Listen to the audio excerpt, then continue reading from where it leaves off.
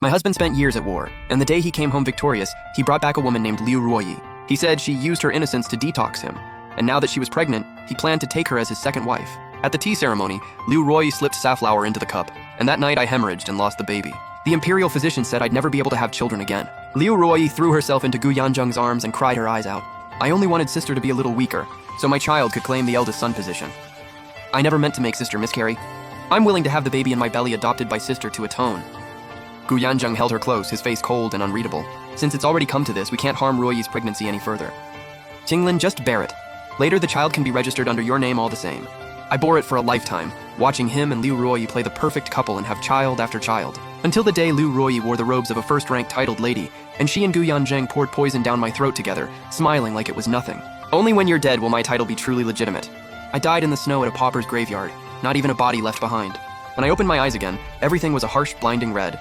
Back to the day Gu Yanzheng brought Liu Ruoyi through the door. Outside, drums and gongs were roaring, sleet smacking the window frames, and that bone-deep cold was only just fading. In front of me was nothing but red, candles burning high, red silk spilling everywhere.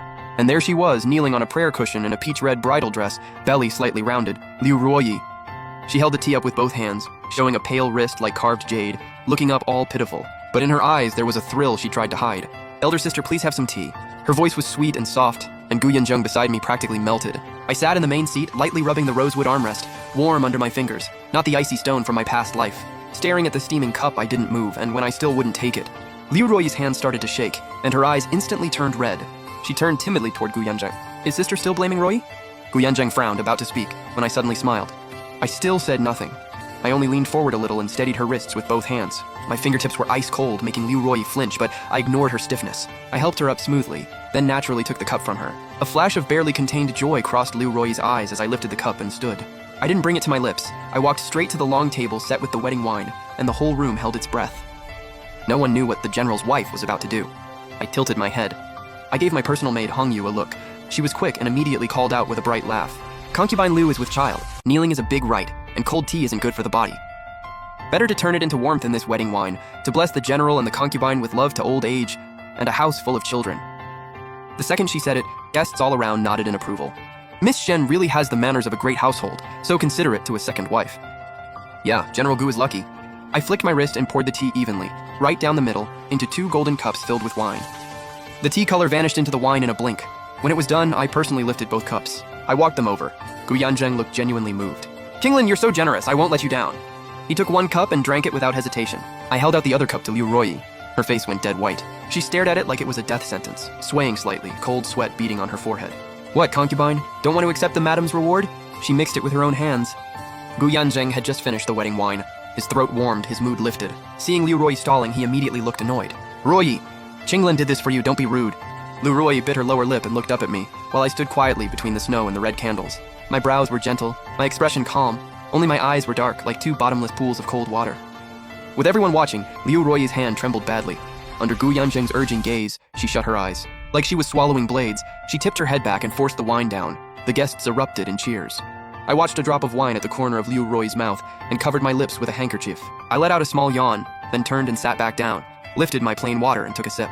My gaze swept over the happy couple receiving congratulations, flat and indifferent. 3 rounds of drinking later, the heated floors kept the room toasty.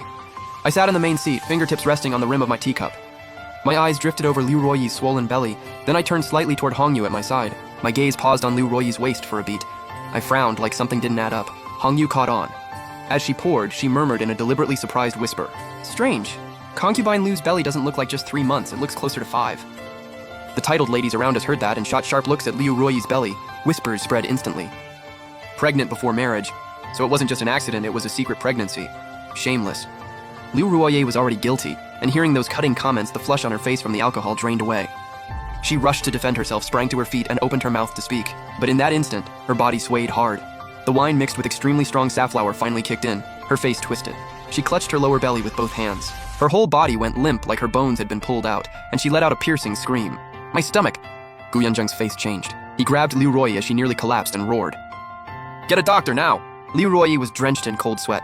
Her perfect makeup smeared into a mess. In the middle of the pain, she snapped her head up and glared at me with pure venom. You didn't drink that tea. You poured it into the wine. You did it on purpose. She shrieked, voice sharp and grating. Gu Yanzheng whipped his head toward me.